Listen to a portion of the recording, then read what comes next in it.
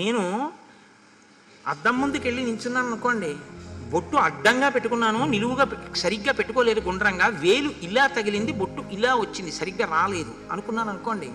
ఇప్పుడు నేను ప్రతిబింబంలో ఉన్న బొట్టుని దిద్దడం మొదలుపెట్టాను అనుకోండి, బింబం మీద ఉన్న బొట్టు మారుతుందా?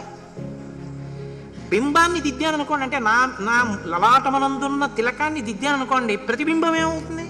దిద్దబడుతుంది. రామాయణం అనే అద్దంలో మీరు ఎదురుగా నిలబడి చూసుకుని, ఇప్పుడు నాయందు ఏ దోషం కనపడుతోంది, అంత ప్రమాదం నా వల్ల రాకుండా నేను అలా బరువు కాకుండా ఉండాలంటే ఏం చేయాలి? మీరు దిద్దుకోవాలి. మీరు దిద్దుకుంటే మీరు సమాజానికి పనికొస్తారు. అందుకే రామాయణం మనుష్య జాతిని ఉద్ధరించుట కొరకు ఎల్లకాలముల యందు చెప్పబడవలసిందే.